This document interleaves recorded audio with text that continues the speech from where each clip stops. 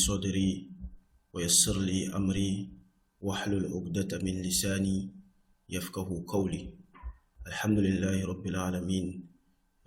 Inshallah, today we are continuing from where we stopped in the previous lesson. That will be chapter 10.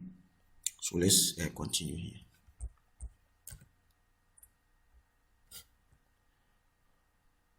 So this is chapter 10 for us. Chapter 10 here is looking at Babul Awamil Dakhilati ala al-Mubtad'a wal-Khabar.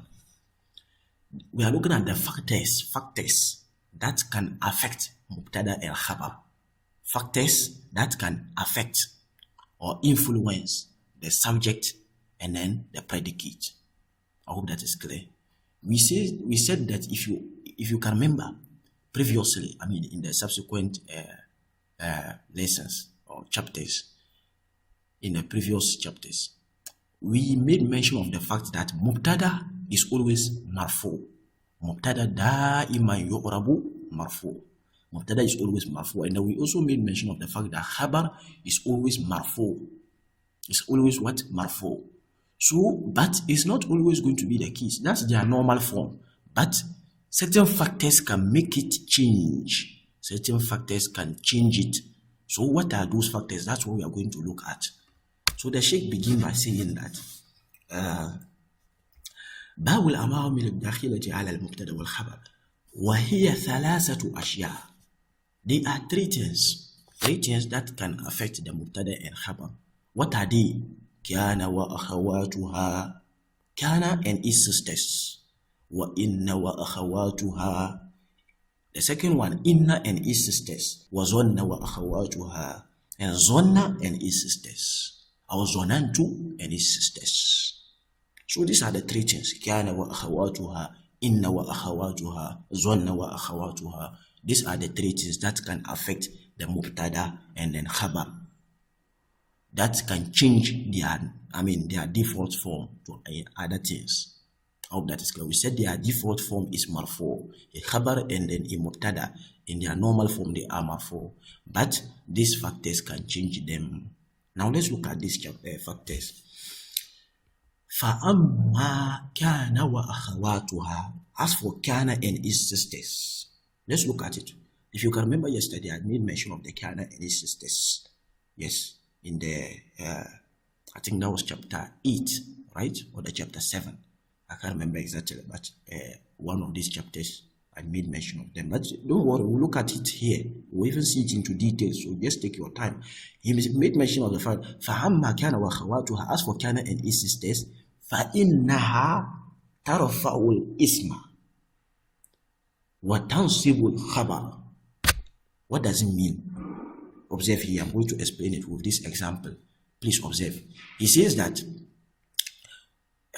let me give you an example. Look at this example. Kana wa akhawatuha. This is the first one we are coming to explain. As I said, there are three. Kana wa akhawatuha, inna wa akhawatuha, zonna wa akhawatuha.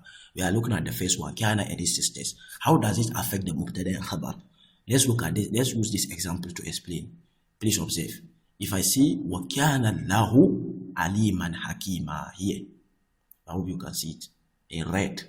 Wa kana lahu aliman hakima.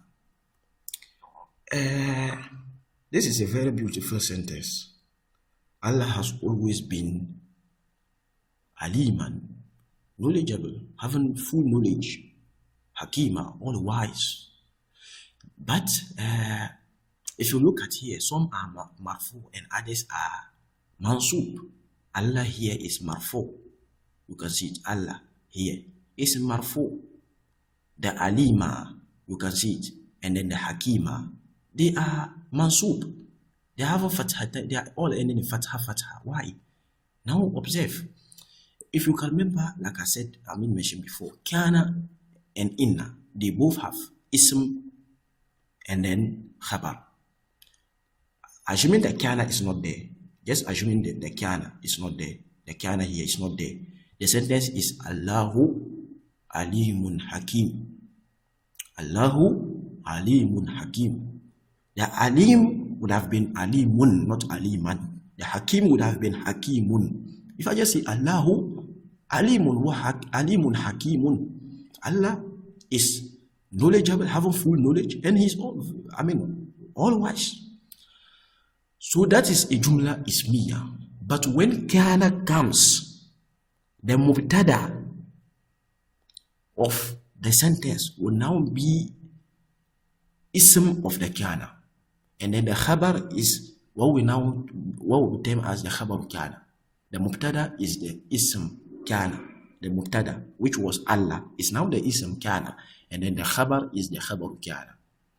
So kana Allahu aliman hakima. So when the kana comes, the khabar will now have to be mansoob.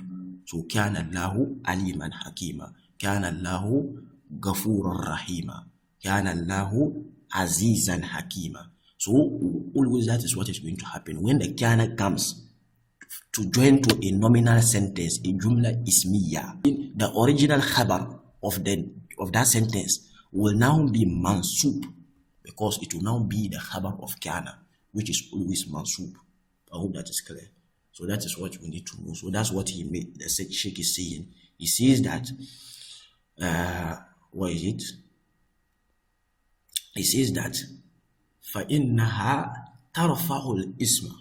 It makes the ism mansoob, marfu rather. It makes the ism marfu. So you can see Allahu is marfu. That's the ism of kana. It is having dhamma. That is marfu bil dhamma. Wa tansibul khabar.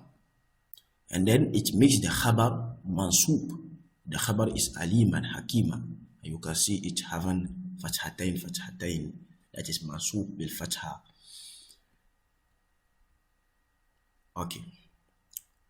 So he continued by saying that Wahia. So he's now going to mention the kana and its sisters. It's not just only kana. When we say kana and its sisters, it's not that it is having sisters, family sisters. It's not family sisters. The main thing here is they are similar things that have the same effect, grammatical effect in a sentence. So we call it kana and its sisters. Meaning that those other categories is just a category of words. Okay, a category of words which has the same grammatical function in a sentence or grammatical effect in a sentence. So that's what we call kana and its sisters. Okay, there are other words that have the same effect, just like the kana has in a sentence. So we tie it to the kana by saying its sisters, meaning they are having the same grammatical effect. So that is what he's coming to mention here. Okay, he says that wahia, and they are kana, wa amsa, wa asbaha, wa adaha, wa zolla, wa bata, wa sora, wa laysa, wa ma zala, wa ma infaka, wa ma fatiya, wa ma bariha, wa ma dama. So these are kana and its sisters. That's what you can see in this table here. Kana, amsa, asbaha, adha, zolla, bata, sora, laysa, ma zalla, ma infakya, ma fatiya, ma bariha, ma dama. These are kana and its sisters. So when they come, the khabar, they always come mostly come with a jumla ismiya. So when they come, the mubtada will remain marfu, but the khabar will be mansoob. So they affect the khabar of a jumla ismiya. How they change it from marfu state to mansoob state. I hope that is clear. Okay. So now let's continue. The Sheikh now continue by saying that he's giving example here. He says that وَمَا تَصَرَّفَ مِنْهَا نَحْوَ كَانَ وَيَكُونُ وَكُنْ. So it is not just only kana. Bimana, the other forms of kana or other forms of all this can be that. Okay, kana is madiyan. Okay, but there could be mudari, yakun. I hope that is clear. They can also be amr, that is kun. So whether it doesn't matter the state, whether it is in the madi, it is in the mudari, or it is in the amr, they have the same grammatical effect. That is what the Sheikh is saying. It doesn't mean that when only they are in the madi, but no matter the tense, whether the past tense, the present tense, or the command, they have the same effect. So that is what he says here. Okay. Now he gave examples, and that is what is here. كان يكون كن أصبح يصبح, and then أصبح. So he's giving the example for the أصبح. أصبح يصبح. أصبح is the madi. يصبح is the mudara, and then أصبح is the amr. I hope that is clear. Now this an example he give also. He says that let's look at the example. كان زيد قائما. So assuming that kana is not there. Yes, assuming this kana is not there, it is Zaidun qa'imun.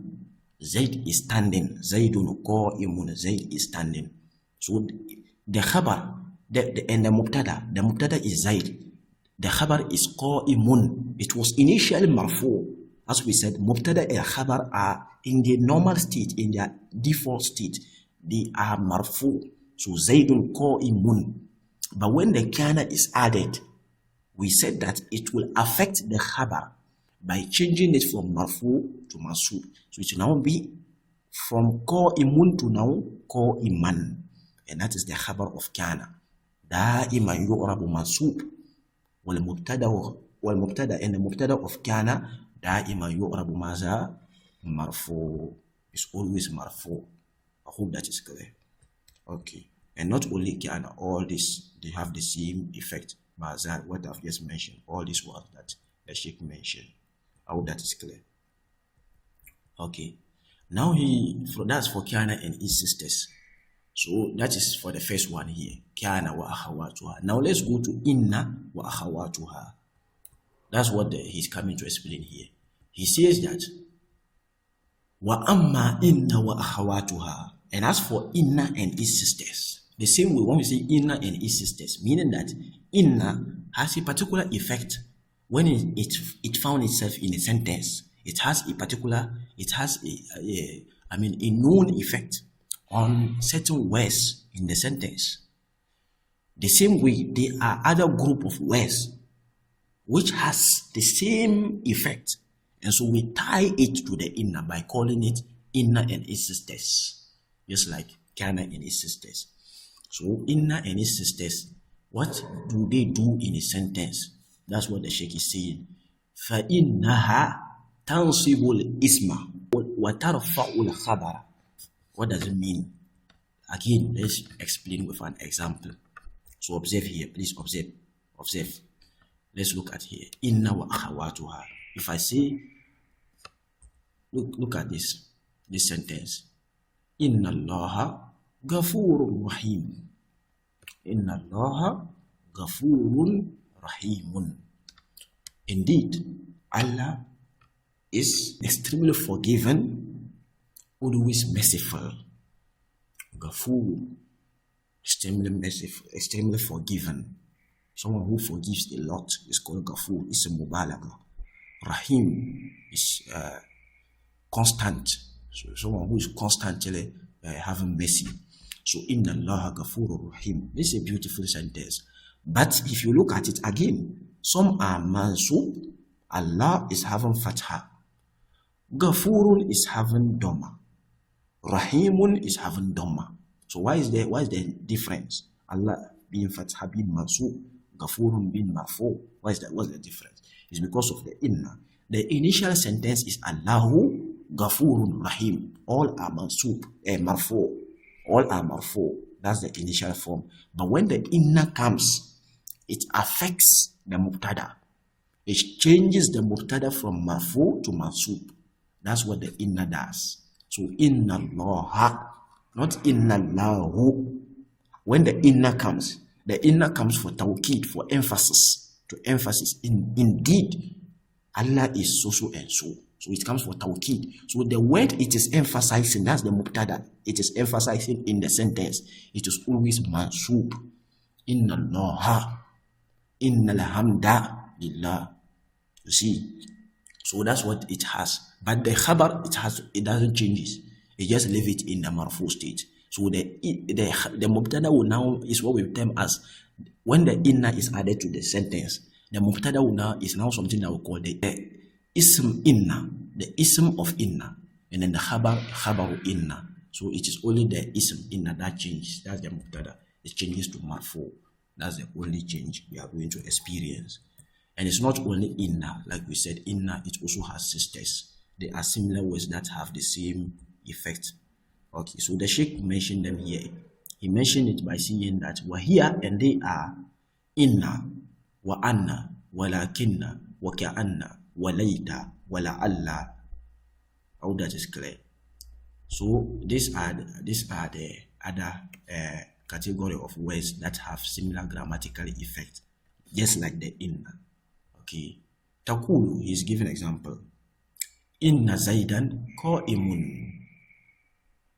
Inna Zaidan is initially Zaidun qa'imun, but you now, because of the inna, you now say Inna Zaidan. The emphasis is on Zaid. So as I said, the thing you are emphasizing should be mansub. So Inna Zaidan qa'imun. Walayta, layta is also there. Okay, walayta amran shakhisun. So it is initially amrun shakhisun, but because of the layta, the amrun will now become amran, not amrun. So walayta amran shakhisun. Wa ma'ana inna wa anna. And he is now giving the meaning. What are the meaning? Inna wa anna li tawkid. Inna and then anna, they come for emphasis. Tawkid, to emphasize. Okay, indeed, so and so is this. Walakinna, as for lakinna, li istidrak is for reparation, like you see. Okay, see, lakinna is close to the word but. In English, we see but. So this and this and this, but so and so is so. So that in Arabic we say lakin. Wa ka'anna, and then ka'anna. As for ka'anna, let's look at what he's saying. Lit-tashbih, ka'anna is used for tashbih, for resemblance. If I say ka'annaka talibun, it's as if you are a student. Okay, ka'annaka talibun, it's as if you are a student. So this is like, it's a resemblance, tashbih, like you are saying something is like, or something resembles. So tashbih, that's tashbih, resemblance. Okay, ka'annaka or ka'annahu abuka, is as if he's your father. Okay, so that's tashbih. But he says that walayta, and as for the layta, litamanni, the layta is for wish. Is for wish. When you wish something, you can say layta kaza wa kaza. I wish so is so and so. So for example, Umar radiallahu anhu, he says that layta ummi lam talidni. Subhanallah. This person is afraid of the hellfire. To a point he said this. Layta ummi lam talidni. I wish my mother, layta ummi, I wish my mother hadn't given birth to me. Okay, he wish he was not born. Layta ummi lam talidni. So layta is for wish, when you wish something. So that's why he says tamanni, for wish. Wala Allah, and as for la Allah, tarjih is for tarjih, hope. Okay, la Allah kaza wa kaza wa kaza, perhaps so and so and so. Okay, la Allah is for hope. Okay. So if I say la Allahu yarju, maybe perhaps he may return. Okay, la Allahu yarja. So perhaps he may return. So it's for hope, like hope. Okay. What tawakku is same thing. What tawakku is expectation. You are expecting something. You hope and then you expect. That's tawakku. Wa amma zonantu wa akha. So that's for inna and its sisters. That's what he's mentioning here. Inna wa anna is for tawkid. Lakin means but. Ka anna is for tashbih, resemblance. Later is for wish. La'alla is for hope. That's in English. That's similar things for them in English. But we have mentioned their grammatical effect in a sentence. Now let's move to the next one. Zonna wa akhawatuha. Zonna and its sisters. Now the Sheikh says that فَإِنَّهَا تَوْصِبُ الْمُبْتَدَى وَالْخَبَرَ. It makes the mubtada and the khabar mansoob. So it makes everything mansoob. So look, kana makes the khabar. Just take a jumla ismiya. If you add kana to it, it will make them khabar mansoob. The khabar alone mansoob. If you take a jumla ismiya and then you add inna to it, it will make the mubtada mansoob. if the same way, if you take a jumla ismiya, then you add zonna and its sisters to it, it will make both the mubtada and the khabar mansub. I hope that is clear. So that's the simple classification that we have. So he says that zonantu wa akhawatuha. He mentioned what they have done, and then he says that ala annahuma maf'ulani laha. This one we have to use an example to explain it. Other than that, you won't get it very well. Let me get an example here. Okay, so please observe. This is an example here. Observe. Here. Let me show it. Let me bring it out. So see this example. Zonantu Zaidan muntaliqan. The sentence is initial. Assuming the zonna, remove the zonna. It's a jumla ismiya. It will be what? Zaidun muntaliqun. Zaid is departing. Muntaliqun. Intalaqa is to move. Okay, like to depart, to start to move. That is intalaqa. Okay, so Zaidun muntaliqun. That's how it is. Zaidun muntaliqun, marfu. But when the zonantu comes, zonna and its sisters, it's not only zonna. You can see them. Zonantu, hasibtu, khiltu, za'amtu, ra'aytu, alimtu. All these ones, when they come, the mubtada and the khabar, they both will become mansub. That's the simple thing the Sheikh is explaining here. So zonna and its sisters, and that's what he has mentioned here. Zonantu, hasibtu, khiltu, za'amtu, ra'aytu, alimtu, wajadtu, ittakhaztu, ja'altu, sami'tu. All these ones, when they come, the mubtada and the khabar will become what? Mansub. I hope that is clear. Okay. So that is the basic explanation of what the Sheikh is saying here, and that's what he mentioned here. He has zonantu wa hasibtu wa khiltu wa za'amtu wa ra'aytu wa alimtu wa wajadtu. That's just what the classification, the one in the table here. That's what he's mentioning. Okay, all these ones, they are the sisters of zonna. I hope that is clear. And so this brings us to the end of this particular chapter